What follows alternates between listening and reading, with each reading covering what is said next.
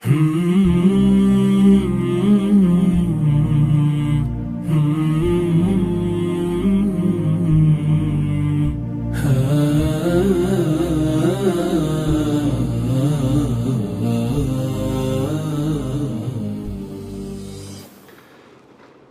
الله الرحمن الرحيم. الحمد لله رب العالمين، وصل اللهم وسلم على نبينا محمد وعلى آله وصحبه إلى يوم الدين.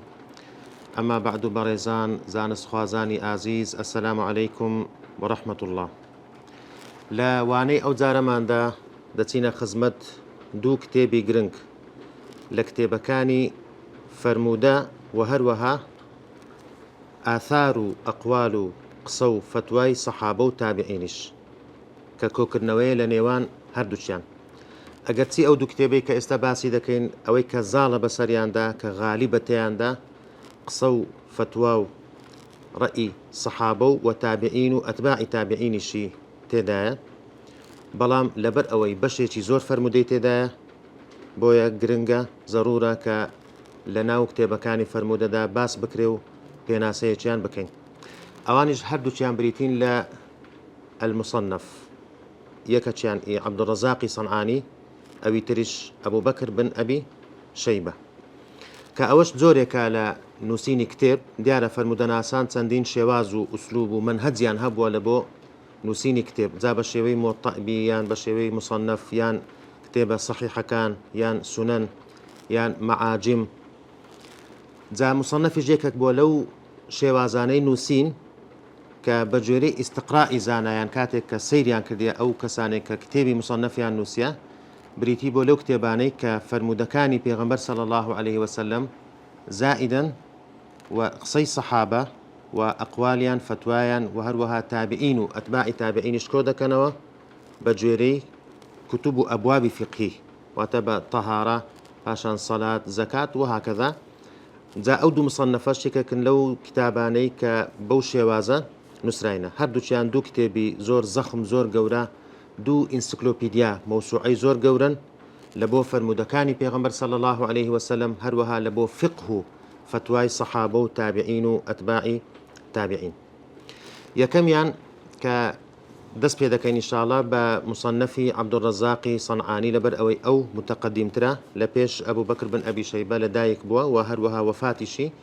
زووترە لە طەبەقەی شەیخ و مامۆستایەکانی ابن ئەبی شەیبەیە. سەرەتا پێناسەیەکی کورتێک لە ژیانی عەبدوڕەزاقی سەنعانی، ناوی ئەبوو بەکر، کونیەکەی عەبدوڕەزاق بن هەمام بن نافع الحیمەری السەنعانی، وەتە نسبەتەکەی لە بۆ شاری سەنعا لە یەمەن کە ئێستا پایتەختی یەمەنە، بەڵام کە لە نسبەتەکە بوویتە سەنعانی هەمزەکە بوویتە نون، ئەوە بە قیاس نییە، هەر بەو شێوەیە بەکار هاتیە بوویتە سەنعانی. لە ساڵی 126 کۆچی لەدایک دەبی، لە هەر لە یەمەنیش گەورە دەبی. ئەو خێزانەی کە عەبدوڕەزاق تێیدا لەدایک دەبێ خێزانێک بوونە کە هەمویان ئەهلی عیلم بوونە، هەر لە باوچیەوە بابی کە هەمام بن نافع الحیمەری السەنعانی یەکێک بۆ لەوانەی کە معاصر بووە، هاوسەردەم بووە لەگەڵ تابعیە بچووکەکان. هەندێک لە تابعیەکانی دیتیە وەکو وەهب بن منەبه، وەکو عیکریمە مەولای ئیبن عەباس، ئەوانەی دیتیە. ابن حبان کە باسی دەکا، باسی باوچی عەبدوڕەزاق دەکا، دەڵێ من خیاری ئەهلی اليەمەن و عوبادیهم،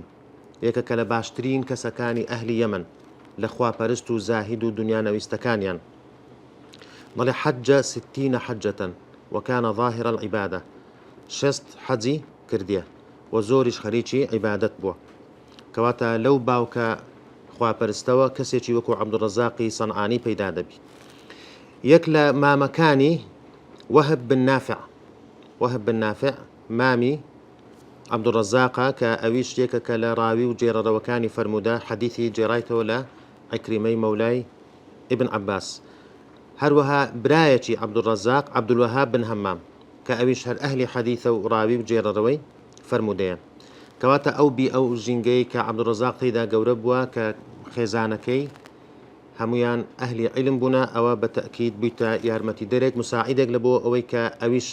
ببێتە یەکێک لە ئەستێرەکانی جیهانی زانست و زانیاری و فرمودەناسی. عەبدوڕەزاق کاتێک کە دەست بە تەڵەبی عیلم دەکەوەکو ئیمامی ذەهەبی دەڵێ بە تەقدیری بە تەقریبی دەڵێ بە نزیکەی نزیک لە 20 ساڵیدا دەست بە تەڵەبی عیلم دەکا. یەکەم کەس لەو کەسانش کە عیلمی لێوەردەگری بریتە لە مەعمەر بن راشد، مەعمەری کوڕی راشد کە یەکەکە لە ڕاوی و ئیمام و پێشەوا گەورەکانی فەرموودە. زیاتر بەخۆی لە یەمەن بووە، بەڵام گەشتیشی کردیە لە بۆ حیجاز لە بۆ مەکە و مەدینە ئەو زانایانەی کە لەوێ بوونە علمی لێیان وەرگرتیە. ئەو مامۆستایانەی کە عەبدوڕەزاق علمی لێیان وەرگرتیە و فەرمودەی لێیان وەرگرتی و لێیانی جێڕایتەوە ژمارەیەکی زۆرن طبعاً نزیکەی 60 سوور کەس لەو زانا گەورانەی لەو سەردەما علمی لێیان وەرگرتیان لە مەشهورترینیان وەکو باسمان کرد مەعمەر بن راشد کە ئەویش هەر یەکەکە لە ڕاوی و جێرەڕەوەکانی یەمەن. وەکو عەبدوڕەزاق خۆی باس لەوە دەکا کە نزیکەی 9 ساڵ لە خزمەتی مەعمەردا بووە، لە بەتەمەنی گەنجێتی 9 ساڵ لە خزمەتی دابوو و کەسێکی زۆر ثیقەیە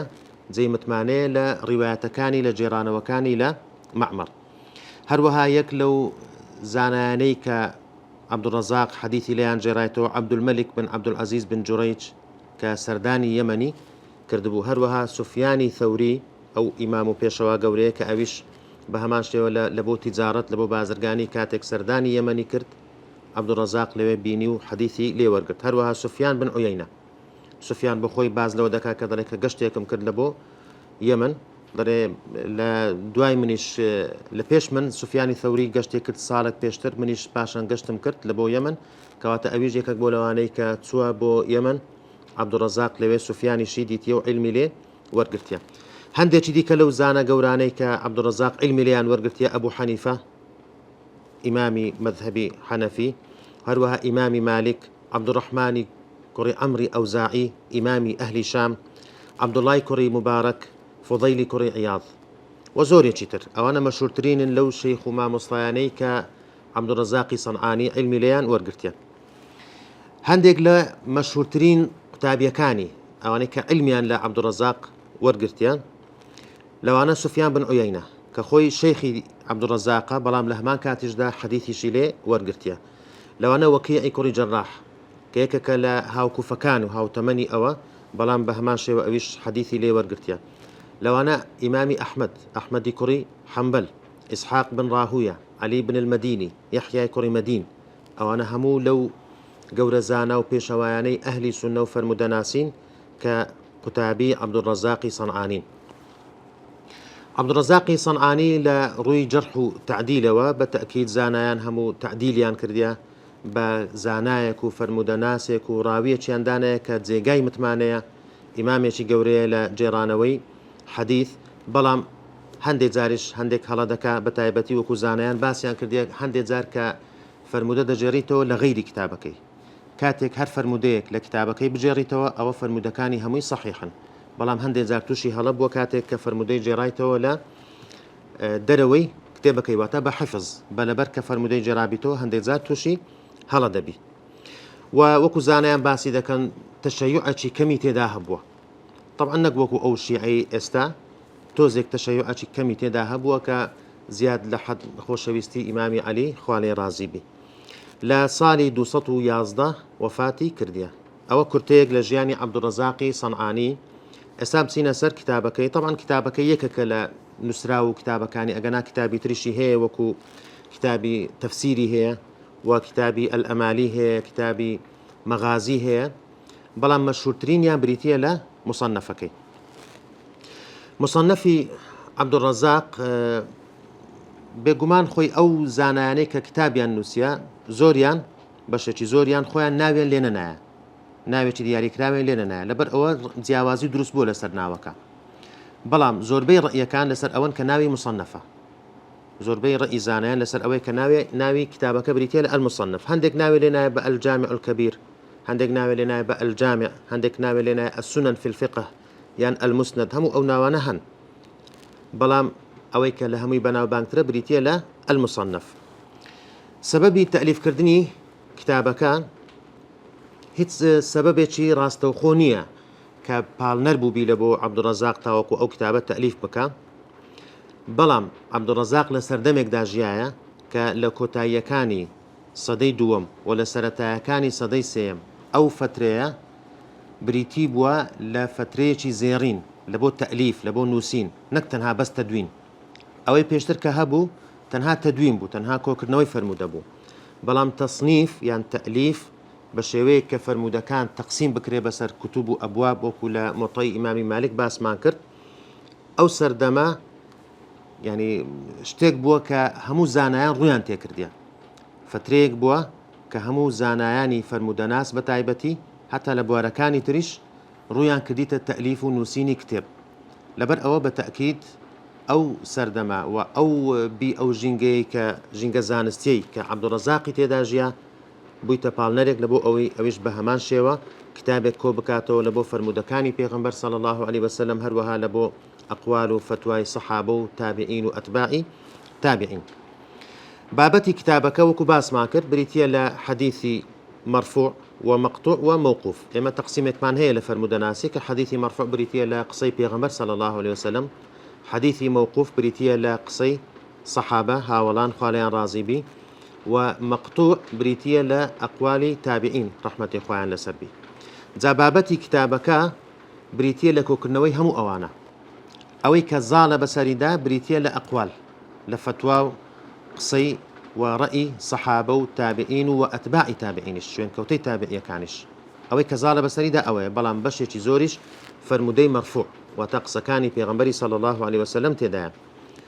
کۆتایی کتابەکەشی بە ئەلجامع کۆتایی دێ، واتە کتێبێکە بە ناوی ئەلجامع کە کۆکەرەوەیە لە بۆ چەندین بابەت بەبێ ئەوەی تەرتیبێکی دیاریکراوی هەبی، کە ئەوە ڕاجیاوازی هەیە لە نێوان زانایان. ئەلجامعی مەعمەرە مامۆستایەکەی یان هەر ئیخۆیتی، چونکە مەعمەری کوڕی ڕاشد ئەویش کتێبێکی هەبوو بە ناوی ئەلجامع مەشهورە، جامع مەعمەر بن ڕاشد. هەندێک لە زانایان دەڵێن ئەوەی کە عەبدوڕەزاق لە کۆتایی کتێبەکەیدا تۆماری کردیە هەر هەمان کتابەکەی مەعمەرە، بەڵام هەندێک دەڵێن نا هەر کتابەکە ئیخۆیتی و لە کۆتایی مصەنەفەکەیدا نووسیتی. مەرجی عەبدوڕەزاق لە مصەنەفەکەیدا دیارە هەر زانایەک فەرموودەناسێک کە کتێب لە سەر فەرموودە دەنووسی مەرجێکی هەیە لە تۆمارکردنی فەرموودەکاندا، چ فەرموودەیەک تۆمار دەکاوە فەرموودە لە چ پیاوێک لە ڕاویەک وەردەگلی لە ڕاوی و جێرەڕەوەکانی فەرموودە. ئەوەی کە زانایان باسییان کردیا عەبدوڕەزاق هیچ مەرجێکی محەدەد دیاریکراوی نەبووە، واتە ئیلتیزامی بەوە نەکردیە کە تەنها بەس حەدیثی صحیح بەس فەرموودەی ڕاست و دروست لە کتابەکەیدا تۆمار بکات، یعنی پابەند نەبووە بەوە لەبەر ئەو فەرموودەی صحیحی تێدایە کە بەشێکی زۆری طبعاً زۆربەی فەرموودەکان بە تایبەتی مە باس لە فەرموودە مەرفوعەکان واتە قسەی پێغەمبەر صلی الله عليه وسلم. ئەوەی کە زاڵە بەسەریدا فەرموودەکان صحیحن، چونکە عەبدوڕەزاق سەنەدێکی عالی هەبووە، سەنەدێکی بەرزی هەبووە، وەروە حەدیثی حەسەنی تێدایە، ضعیفی تێدایە، هەروەها فەرموودەی مەوضوع هەڵبەستراویشی تێدایە. بەڵام وەکو باسمان کرد ئەوەی کە زاڵە بەسەریدا فەرموودە صحیحەکانن، چونکە بە تایبەتی لە فەرموودە مەرفوعەکان یعنی ئەوەی کە لێیانی وەرگرتیە بریتین لە سوفیانی ثەوری، لە ئیمامی مالک، لە سوفیانی کوڕی عویەینە، لەو ئیمام و پێشەوا گەورانە کە ئەوانش بە تەئکید یەکەکن لەو پێشەوا و فەرموودە ناسانەی کە حەریسن پەرۆشن لەسەر جێڕانەوەی فەرموودەی ڕاست و صحیح. منهەجی کتابەکە چۆنیەتی تەرتیبکردنی و چۆنیەتی دابەشکردنی فەرموودەکان بەسەر کتوب و ئەبواب. طبعا مصنفێکە کە لەو کتابانەی کە تەقسیمی کردە بەجێری کتاب، مثلا کتاب الطهارة، پاشان لەژێر کتاب الطهارة ئەبواب، مثلا باب الوضوء، باب فلان باب فلان، بەو شێوەیە تەقسیمی کردیان. جا تەرتیبەکەی لەسەر ئەو کتوب و ئەبوابانە کردیە بە ناوی مثلا کتابی الطهارة، کتاب الحیض، کتاب الصلاة، کتاب ئەهل الكتابین، باسی یەهود و نەسارا. لە کۆتاییەکەشیدا ئەلجامع کە وەکو گوتمان جیاوازی هەیە لەوەی کە هی مەعمەرە یان هی خۆیتی.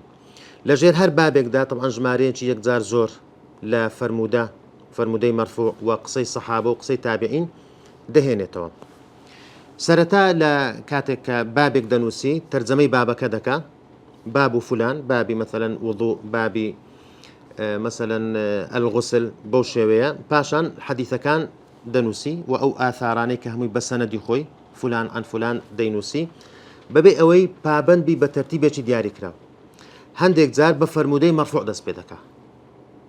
لە پێغەمبەرەوە صلی الله عليه وسلم دەیجێڕێتەوە، هەندێک جار بە قسەی سەحابی دەست پێ دەکا، هەندێک جار بە قسەی تابعی دەست پێ دەکا. واتە منهجێتێکی دیاریکراوی نییە کە تەنها سەرەتا بە حەدیثی مەرفوع دەست پێ بکە. ئەو مەتنانەی کە دەیهێنیتەوە مەتنی فەرمودەکان، ناوڕۆکی فەرمودەکان، منهجێتی لە کتابەکەدا بریتیە لە پارچە پارچە نەکردنی، ئەنی هەر فەرمودەیە کە دەیهێنیتەوە هەر هەمووی بە کاملی لە یەک شوێندا باسی دەکا. چکە دیارە هەندێک لە فەرمودەناس ئەوە دەکەن تەڵێن بە تایبەتی مەسەلەن ئیمامی بوخاری لەوانەیە فەرمودەیەک پارچە پارچەی بکە لە 10 شوێن لە 12 شوێن باسی بکە، لە هەر شوێنێک پارچەیەک کە ئیشی پێ هەیە. بەڵام عەبدوڕەزاقی سەنعانی لەو کەسانە نیە، بەڵکو فەرمودەکان هەمووی لە یەک شوێندا باسی دەکا.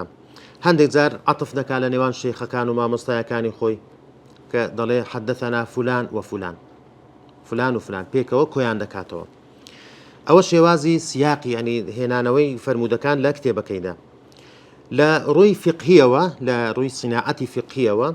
طبعا کتابەکە بە جۆری ئەبوابی فقه دانرایە کە لە کتابی تەهارەوە دەست پێ دەکا. بە تەکید لە ڕووی فقهیەوە بایەخێکی زۆری پێدایە، هەتا تەنانەت لە مەذهبە فقهیەکەیەوە وەکو زانایان باسی دەکەن عەبدوڕەزاقی سەنعانی پابەند نەبوو بە مەذهبێکی دیاریکراو لە ڕووی فقهەوە،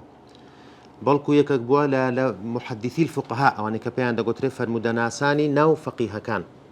تە فەرمودەناس بووە، بەڵام لە هەمان کاتیشدا خاوەن فقهێک بووە کە تاڕادەیەکی زۆر سەربەخۆی تێدا هەبووە. ئەگەر چی لە یەمەن خۆی مەذهبی مالکی و مەذهبی ئەبوو حەنیفە زاڵ بووە لەوێدا، بەڵام ئەو زۆر پابەند نەبووە بە مەذهبی فقهی، واتە خۆی دەتوانین بڵین تاڕادەیەکی زۆر ئیستقلالیەت سەربەخۆیی هەبووە لە مەذهبە فقهیەکەیدا. لەبەر ئەو بایەخێکی زۆری بە بابەتی فقهیدایە لە کتابەکەیدا. یەک لەوانە کە وەکو باسمان کرد تەرتیبکردنی بە جۆری ئەبوابی فقه و بابەکانی بە شێوەیەکی جوان تەرتیب و تەوزیعێکی جوانی لە بۆ کردیە و ئەو فەرمودانی کە هەڵی بژاردیە، فەرمودەی گونجاوی هەڵبژاردیە لە بۆ بابەکان. یەک لە خاڵە گرنگەکان لە ڕووی فقهیەوە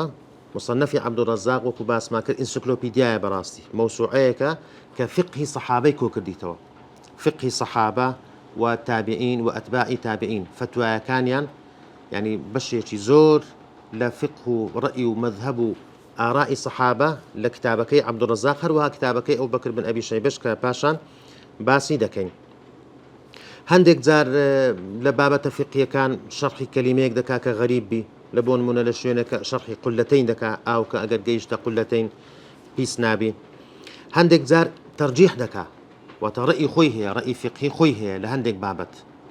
لە هەندێک شوێن دەڵێ وەبیهی نەئخوذ، کاتێک کە ڕەیەک دەینیتەوە، حەدیثێک دەینیتەوە، یان قەولی سەحابیەک یان قەولی تابعیەک دەینیتەوە، چەند ڕەیەک باز دەکا، پاشان ئاخر ڕەئی کە باسی دەکا دەڵێت چی وەبیهی نەئخوذ، ئێمە ئەو ڕەیە وەردەگرین، واتە تەرجیحیشی هەیە، ینی دەتوانێت لە ڕووی فقهیەوە قسەی هەبی. لە بۆ نمونە لە باسی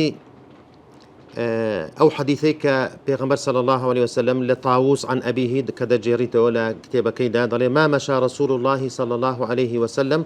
حتى مات إلا خلف الجنازة. لە باسی ئەوەی کە ئایا ڕۆیشتن لە کاتی جەنازە لە پێش جەنازەکە بڕۆ یان لە پاش جەنازەوە، کاتێک ئەو فەرمودەیە دەینتەوە دەڵێ پێغەمبەر صلی الله عليه وسلم لە پشت جەنازە ڕۆیشتێ، پاشان دەڵێ وەبیهی نەئخوذ، ئێمە تەنها ئەو ڕەیە وەردەگرین. یان لە شوێنێکی دیکە کە باس لە عینەن لە نوێژی جەنازە دەکا کە ئەو حەدیثە دەینیتەوە پێغەمبەر صلی الله عليه وسلم صلى على امرأة فقام وسطها، لە ناوەڕاستی ئافرەتەکە ڕاوەستا، پاشان دیسان بەخۆی دەڵێ وبه نأخذ. هل لە بابی جەنائز لە بابی رفع اليدين في التكبير کە دەڵێ قسەیەکی زوهری دەینیتەوە، ئیمامی زوهری لێرە قسەی تابعیە حەدیث نییە، ئیمامی زوهری دەڵێ ترفع يديك في كل تكبيرة من التكبيرات الأربع، لە هەر چار تەکبیرە دەستت بەرز دەکەیەوە، پاشان عەبدوڕەزاق دەڵێ وبه نأخذ. کەواتە لە ڕووی فقهیەوە مەوسوعەیەکە، کتابێکە کە سوودی زۆری لێوەردەگیرێ لە فقهی سەحابە و تابعین و هەروەها فقهی خۆشی، فقهی عەبدوڕەزاقی سەنعانیش. نمونەیەک لە کتابەکە ئەگەر وەربگرین، کتابی تەهاران یەکەم کتابە کە مصنفەکەی پێدەست پێ دەکا، لە یەکەم بابیش باب غسل الذراعين، كتاب الطهارة يكم باب بريتيا لباب غسل الذراعين، وتا بابي ششتني هردو دستكان لكاتي دست نوێژدا. زالێرە کە دەست پێ دەکا وەکو گوتمان منهجێتێکی دیاری کراوی نییە، لەبەر ئەوە یەکەم جار دەست پێ دەکا بە قسەیەکی عەطاء کە تابعیە لە ئیبن جوڕەیجەوە دەجێڕتەوە، قال قلت لعطاء أرأيت إن غمست يدي في كظامة وتبير لبيرك دا أجر دستن بايا مناو بيركا غمسا قال حسبك ضرأ كافية لبو أويك بغسل الذراعين بشوشتني هادو دستكان حساب بكري والرجل كذلك ولكن أنقيها ضرأ بيكان شدتواني بهمان شوا كواتي ليري يكسر بقصيتي عطاء دست بيدكا باشوي أثري دوم كديهيني تو بهمان شوا بسندي خوي لابن جريج همان شوا لا عطاء لسر آياتي فاغسلوا وجوهكم وأيديكم إلى المرافق فيما يغسل برسياري لكرديا لعطاء قال نعم لا شك في ذلك باشان لا ديسان لابن جريج قال أخبرني زياد أن فليح بن سليمان أخبره أن أبا هريرة توضأ فغسل الرفغين فقيل له ما تريد بهذا قال أريد أحسن تحجيلي أو قال تحليتي وتأذى رقصيتي أبو هريرة خوالي رازي بي دهنته ولسر تحجيل لسر أو بياض سبياتي لكاتي دزنويج دا وتا إنسان دبي بجواني دزنويجكي بشوة تاوكو أو سبياتي بيوا ديار بي كواتا ليرا يعني التزامي ب يعني شوازي دياري كراونا كردي لهندك باب هيك بحديثي مرفوع دس بيدكا قصي بيغمبر صلى الله عليه وسلم بلام ليرا بقصي عطاء باشا دي تسر قصي صحابي جماري أو فرموداني وأو آثاراني أو روايتاني كعبد الرزاق لكتابة كيدا جيرايتيوا بجويري طبعي دار التأصيل طبعي دومي دار التأصيل هي كلا طبع باشا كان لبو كتابي مصنفي عبد الرزاق جماري روايات كان بريتية لا بيستدو هزارو سطو بيستوشش بيستدو هزارو سطو بيستوشش روايات كطبعا جماريتي يكزار زورة مصنفي عبد الرزاق تن رواياتي هي طبعا لهمي مشهورتر أو طلباني خوي طلبكاني كتابيكاني كأو كتابيان لي ورقرتيا وقواسيتيان ولا بو زيلي دواي خويان أو كلهميان مشهورتر بي إسحاق بن إبراهيم بن عباد الدبري هروها بشي تري جردرايتو لري محمد بن علي بن سفيان النجار الصنعاني هروها بشي ديكيلا محمد بن يوسف الحذاقي الصنعاني وتتسن رواياتشي جياوازي هي منزلو بلوباي مصنفي عبد الرزاق صنعاني لا زانایان چۆن سەیری ئەو کتابە دەکەن بەتەئکید طبعا مەکانەتێکی بەرزی هەیە پلەپایەکی گەورەی هەیە ئەو کتابە بەتایبەتی لەبەر ینی خاوەنەکەی کە عەبدوڕەزاقی سەنعانی کەسێک بۆ زانایەکی گەورە بووە لە زانایانی ئەهلی یەمەن و سەنەدێکی بەرزی هەبووە زۆربەی سەنەدەکانی ثولاثیە واتە فەرموودە مەرفوعەکانی بە سێ کەسەوە دەگاتەوە پێغەمبەر صلی الله عليه وسلم یەکێک بووە طبعا هەر لە ڕووی مەکانەت و پلەپایە ئەو کتابە سەرچاوەیەکی گرنگە بەڵکو یەکێکە لە گرنگترین سەرچاوەکان لە بۆ فقهی سەلەفی صالح لە بۆ فقهی سەحابە فقهی تابعین فقهی ئەتباعی تابعین بەشێکی زۆر لە فقهی ئەوانە عەبدوڕەزاقی سەنعانی لە کتێبەکەیدا تۆماری کردیان هەروەها مەوسوعەیەکە ئینسیکلۆپیدیایەکیشە لە بۆ حەدیث لە بۆ فەرموودەکانی پێغەمبەر صلی الله عليه وسلم ئەوەی کە مەرفوعە وەکو باسمان کرد ئەو نەسانەی کە تێیدایە أو آثار ورواياتاني كعبد الرزاق لكتابة كيدا دي جيريتوا 22126 رواياتا لو أنا 5398 حديثي مرفوعة كواتج ماريتي زورة 5398 حديثي مرفوع بلام أواني كمرفوعني وتقصي صحابية يعني قصي تابعي يعني أتباع تابعي وكو قلتمان أو زياترة زالة بسر كتابة كذا 16728 رواياتا 16728 رواياتي تێدا کە سەرچاوەیەکی گرنگە وەکو باسمان کرد لە بۆ ناسینی فقهی سەلەف یەک لە خاڵەکان کە ینی مەکانەتێک بەو کتابە دەدا ئەوەیە کە زەوائیدی هەیە لەسەر کتوبی ستە زەوائیدێکی زۆری هەیە زەوائید واتە ئەو حەدیثانەی کە کتوبی ستە باسییان نەکردیە ئەو تەفەڕودی پێکردێ لەسەر کتوبی ستە واتە بوخاری مسلم ئەبوو داود ترمذی نەسائی ئیبن ماجە زەوائیدەکانی بريتية لا 1750 حديث كجمارية زورة 1750 حديث بلام لقال أوش دا وكو لروي مرتبة لروي بلوى طبعا لدواي كتبي 6 دي وحتى لدواي كتبي موطأ مسند إمامي أحمد وكتابك دارمي ولدواي أو كتابان ديتن لبر أوي خاونكي عبد الرزاق التزامي بونك دي كتنها حديثي صحيح لا كتابك دا تومار بك هەندێک لە بایەخدانی ئومەتی ئیسلامی و زانایانی ئومەتی ئیسلامی بەو کتابە طبعا بایەخێکیان پێدایە بە تەئکید لەوانە مەسەلەن هەندێک کتابیان نووسیە لەسەر تەصحیح و ڕاستکردنەوەی ئەو هەڵانەی کە تێیدا کرایە إصلاح الحروف التي كان يصحفها إسحاق الدبري في مصنف عبد الرزاق أو كلو كتاباني كنسرها لسر مصنفك نسركي عبد الله بن محمد لأبي عبد الله محمد عبد الله بن محمد بن أحمد بن مفرج القاضي هندك هاتين اختصاريان كرديا واتا كنت كردنويان لبو كتابك كرديا لوانا كتابي عوالي عبد الرزاق واتا بس سند برزكاني عبد الرزاق لهالبجاردية كأوض ضياء الدين المقدسي أو كتابي نوسيا كسيتي ديك بناوي أبو هريرة مصطفى بن علي بن عوض مختصر يشي كرديا كنت كردنوية شي كرديا لبو كتابك عبد الرزاق صنعاني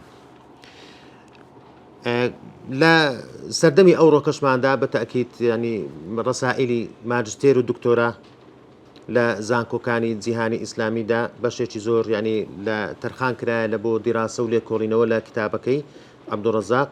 لو أنا مثلا باس لزوائد كاني لسر كتبي 6 لسر كتبي 9 لو أنا باس لو كرايك أو حديثاني كبمرسل جيرايتيوا واتا تابعية رفع كرديا لبو بيغمبر صلى الله عليه وسلم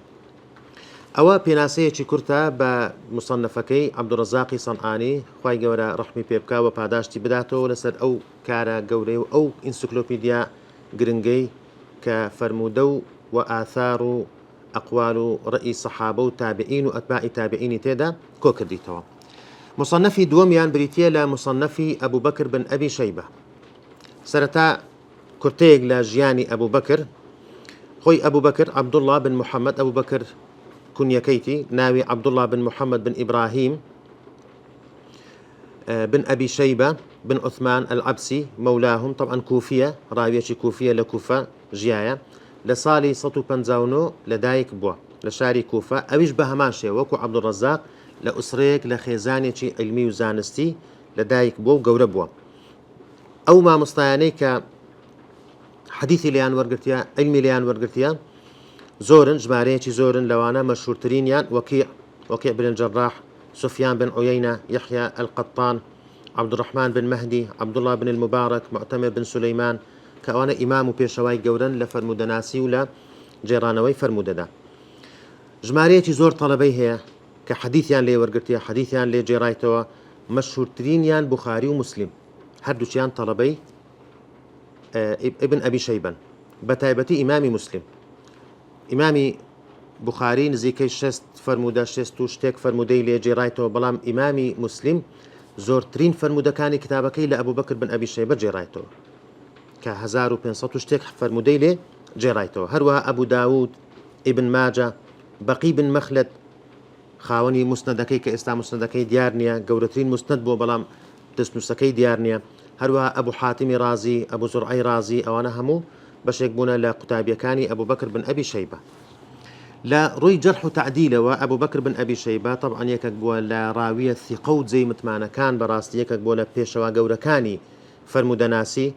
نموني بهندريتو لحفظ لبركردن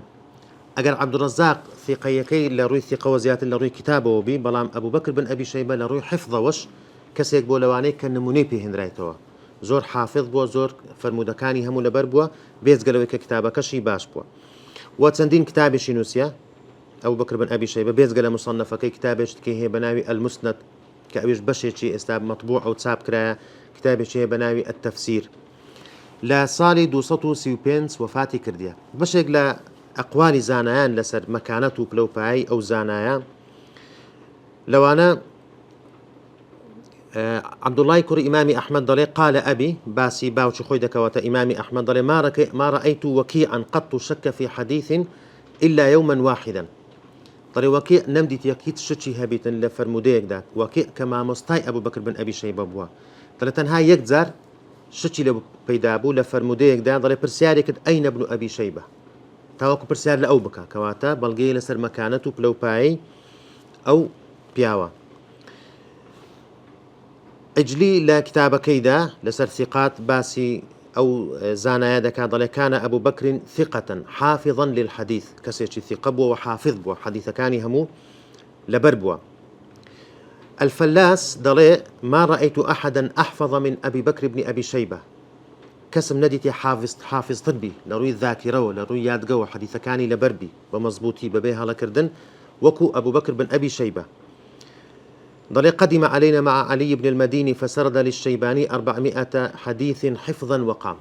درك هات لاما لقل علي كري مديني 400 حديثي جيرا ولا حديث كاني شيباني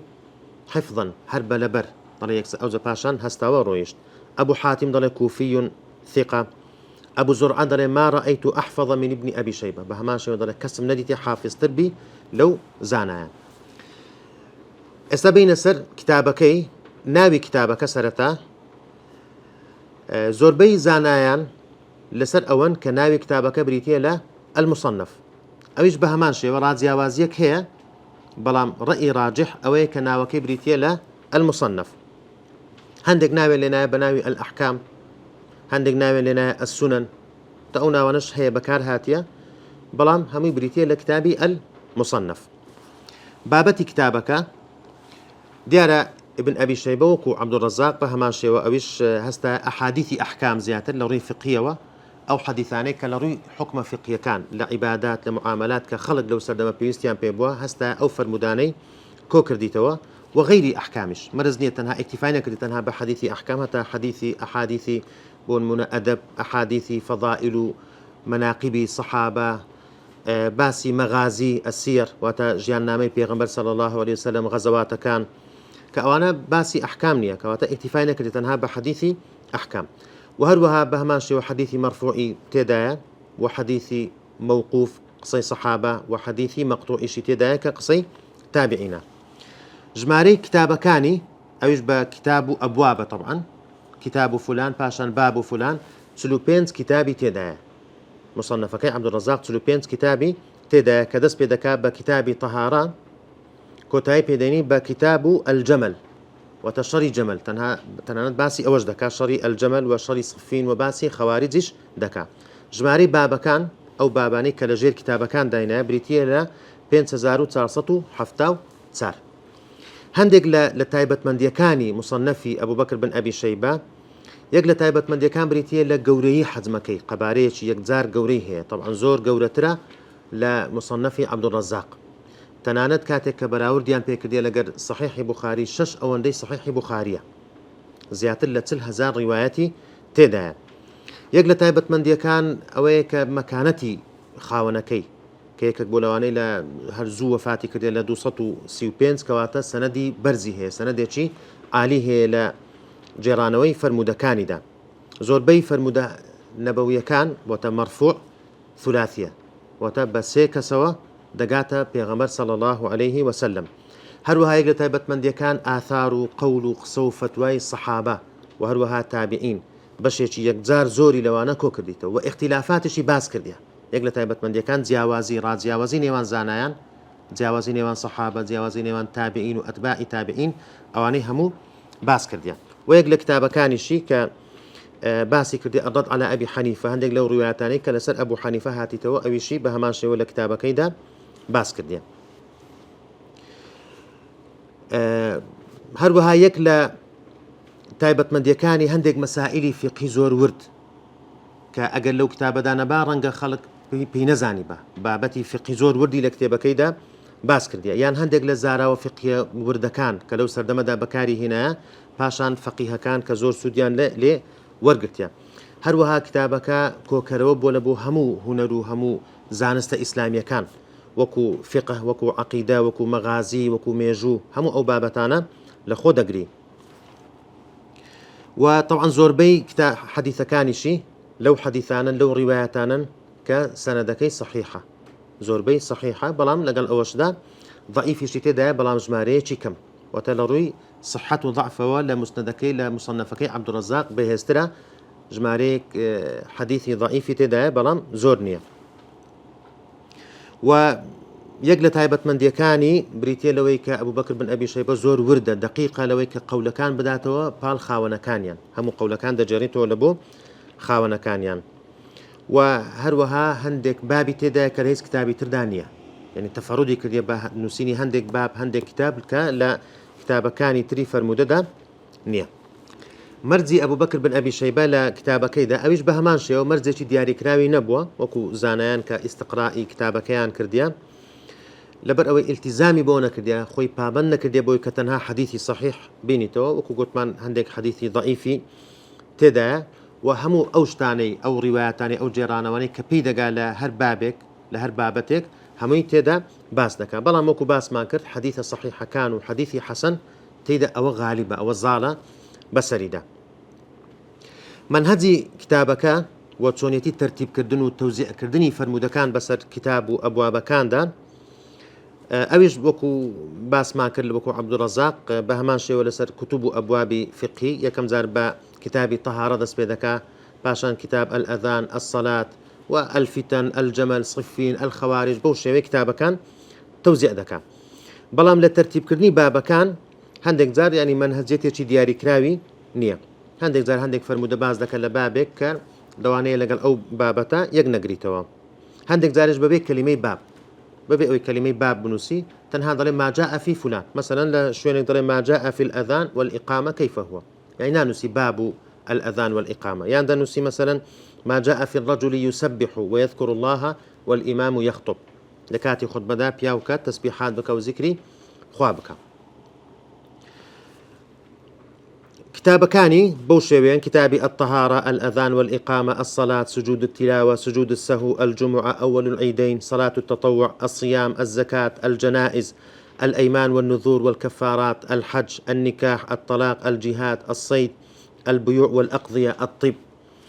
الأشربة العقيقة الأطعمة اللباس والزينة الأدب الديات الحدود أقضية رسول الله صلى الله عليه وسلم الدعاء فضائل القرآن الإيمان الرؤيا الأمراء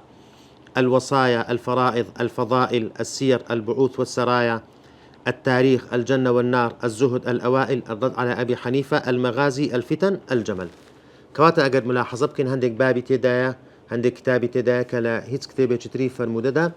نية توزيع إيشي زور جواني لبو كتاب أبوابكاني كرديوكو باس ما كرت مجموعي كتابكاني بريتيا لتسلو بينت كتاب وبابكان بريتيا لبينت هزارو تسارسطو حفتاو تسار باب وجماري رواياتكان بفرمودي مرفوع موقوف ومقطوعش بريتيا لتسل هزارو حفصتو بنزاو تسار روايات كجماري چي يكزار زورة أو كواي كرديا قباري كتابكا زور قوربي چۆنیەتی تەوزیعکردنی خەبەرەکان و ڕیوایەتەکان جێڕانەوەکان لە ناو کتابەکەیدا سەرەتا بە حەدیثی مەرفوع دەست پێ دەکات وەکو عەبدوڕەزاق نییە گوتمان عەبدوڕەزاق ینی ملتەزیم نەبووە بە مەنهەجێتێکی دیاری کراو جاری وا هەبوو بە قسەی سەحابی دەستی پێکردیان بە قسەی تابعی بەڵام ئەبوبەکر بن ئەبی شەیبە ینی حەریص بۆ لەسەر ئەوەی کە سەرەتا بە حەدیثی مەرفوع واتە بە قسەی پێغەمبەر صلی الله عليه وسلم دەست پێ بکە لە هەندێک شوێنی کەم نەبی كبا قصي صحابي يعني تابعي دستي بيكرديا كواتا سرتا بحديثي صحيح وأو حديثانك صحيحا باشان حسن باشان أو حديثانك مشهور زاري واهيك حديث زاري واه دو سي هتا بينس حديث زاري واهيا ديني توا باشان لدواي أو حديثي مرسل أو حديثانك مرسل كجورك لحديث ضعيف شنك انقطاع تدا تابعية كبري بيغمبر صلى الله عليه وسلم وايفرموا باشان آثار صحابة قصو قولوا فتواي صحابة ديني توا لدواي أو آثار تابعين قصي تابعين باشان دقريته سرته أو حديثاني كمرفوع بلام ضعيفا يعني لدواي آثار تابعين دقريته سرتي أو حديثك مرفوعة قصي بيغمبر صلى الله عليه وسلم بلام خلال تدا إشكال تدا حديثك ضعيفة أو حديثانا ديني توا بشوية قشتي بابند بوا بلام لهندك شونيشنا لهندك باب أو ترتيبة أو تسلسلة رتاوي نكرديا هندك دارش رأي خوي باز دكا يعني ترجيحي خوي باز دكا لبون منا لا خبري لا رواياتي جمارة سيونو شيستودو ضلي يعيد ولا يعيد الوضوء دسمش دوباره ناكاتوا لا شوين يشديكا لا بابتي القرض حال يعني قردكا دبي زوب دريتوا يعني وبه يأخذ أبو بكر أو رأي وردك دي وتا ترجيحي خوي لعندك شويني كم باسي أو دكا لشوينك ضري قال لا يقنت في الفجر ويقنت في الوتر كل ليلة قبل الركوع أو قصي خويتي كقنوت لا فجر ناكا بلكو تنها لا وتر لا هموش دا ديكا بوشوي لا عندك شوين ترجيحاتي فقهي خوي هي وتا أويش لروي فقه قصي هبوة لروي صناعي فقهية وديارة ابن أبي شيبة بايخي زوري لا أنا فقهية كدا هر بأشكرا ديارة كتوزيع كردنو ترتيب كردني كتابك بجوري كتب أبواب فقهية كالطهارة دەست پێ دەکا یەک لە تایبەتمەندیەکانی تری لە ڕووی فقهیەوە ئەوەیە کە جیاوازیەکان باس دەکا لە بۆ نمونە لە هەندێک شوێن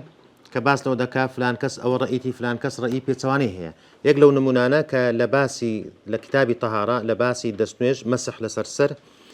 کە لێچیان دەڵێ لە بابێک من كان يرى المسح على العمامة ئەوانەی کە ڕەئیان وابوو کە مەسح لەسەر عەمامە دەکرێت پێویست ناکە دەستت بەسەرت دابینی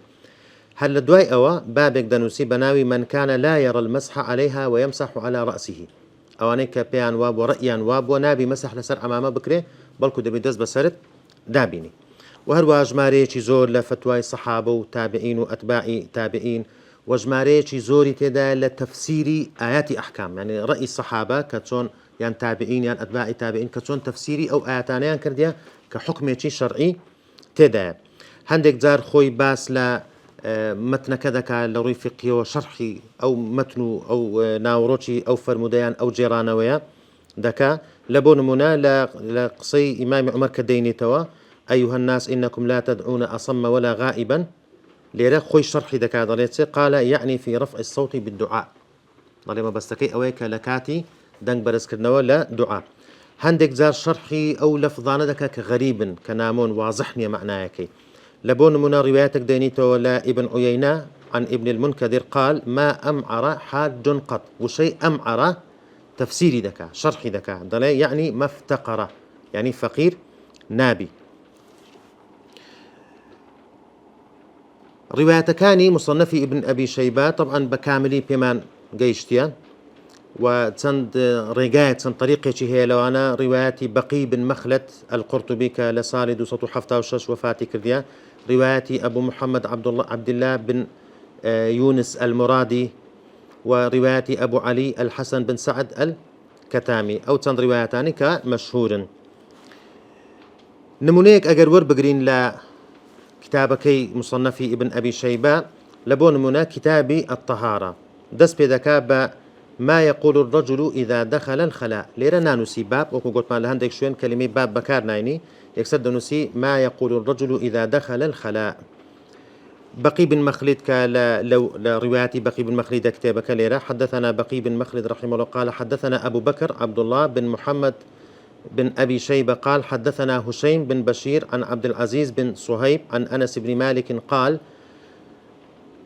كان النبي صلى الله عليه وسلم إذا دخل الخلاء قال أعوذ بالله من الخبث والخبائث وتابع حديثي مرفوعي بيغمبر صلى الله عليه وسلم دس بيدك حديثي دومش بهمان شوا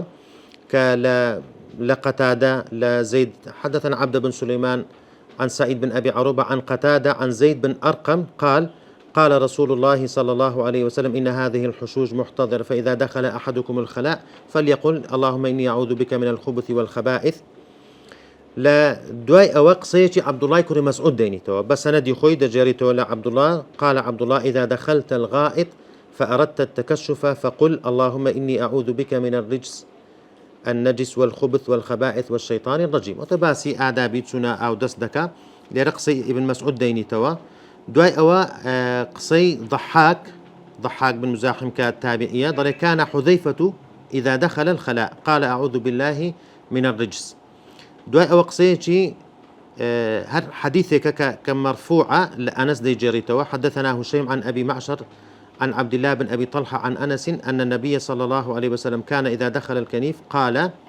بسم الله اللهم إني أعوذ بك من الخبث والخبائث طبعا هو حديث ضعيفة وكباس ما كرت هندك زار حديث ضعيفة كان لكوتاي باز دكا دواي أو رواياتك له ضحاك كأويش تابعية كوتاي بيديني بقصي أو تابعية وهكذا بو منهجيته ابن أبي شيبة كتابكي دنوسي وحديث كاني تيدا تومار كرديا لكوتاي دا آخر شتك باسي بكين براور ديشي كرت لنيوان أو دو مصنفي باس ما كرت مصنفي عبد الرزاق ومصنفي ابن أبي شيبة هندق لو خالاني كزياوازية لنيوان أو دو كتابة يكم مصنفي ابن أبي شيبة زور قورترا قباركي زور زخمترا لمصنفي عبد الرزاق بل كنت دتواني بلين دو هندي مصنفكي عبد الرزاق لەبەر ئەوەی مصنفی عەبدوڕەزاق نزیکەی 20,000 دەوری 20,000 ڕیواەتی تێدایە، بەڵام مصنفی ئیبن ئەبی شەیبە 40,000 زیاتر ڕیواەتی تێدایە. یەک لە خاڵەکانی تر خاڵی دووەم جیاوازی دووەم لە نێوانیاندا ئەو ڕاویانەی ئەو جێرەڕەوانەی کە ئیبن ئەبی شەیبە حەدیثیانی یان ڕیواەتی لێیان جێڕایەتەوە ژمارەیان زۆر زیاترە، ئەویش بە هەمان شێوە دوو هەندی ئەو ڕاوی جێرەڕەوانەیە کە عەبدوڕەزاق لێیانی جێڕایەتەوە. ڕاویەکان جێرەڕەوەکان لە مصنفی ئیبن ئەبی شەیبە نزیکەی 3000 ڕاوی دەبی، بەڵام لە لای عەبدوڕەزاق نزیکەی 1500 ڕاوی. هەروەها ژمارەی سەحابە و تابعین ئەوانەی کە ڕیواەتەکانی لێیان جێڕایەتەوە بە هەمان شێوە زۆر زیاترە لە عەبدوڕەزاق. لە ڕووی فقهیەوە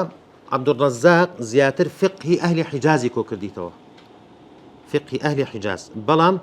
ئەبوو بەکر بن ئەبی شەیبە ئەوەی کە زاڵە بەسەریدا فقهی ئەهلی عێراق، چونکە بەخۆی لە کوفە بووە، فقهی ئەهلی عێراقی کۆ کردیتەوە، هەروەها بەشداریش بووە لە کۆکردنەوەی فقهی ئەهلی حیجازیش کەواتە ئەو جیاوازیش لە ڕووی فقهیەوە لە نێوانیاندا هەیە. هەندێک کتاب و ئەبواب هەیە وەکو کتاب مثلا کتاب الكنى، کتاب التاريخ، کتاب الأوائل کە ئەوانە لە لای ئیبن ئەبی شەیبە هەیە، لە لای عەبدوڕەزاق نییە. و حەدیثە مەرفوعەکان ئەوەی کە قسەی پێغەمبەرە صلی الله عليه وسلم زۆر زیاترە لەوەی کە لە لای عەبدوڕەزاقی سەنعانی هەیە. ئەو هەندێک جیاوازی بوو لە نێوان ئەو دوو مصنفە. خوای گەورە پاداشتی بە خێری ئەو دوو زانا و ئەو دوو پێشەوا و ئیمامە گەورەی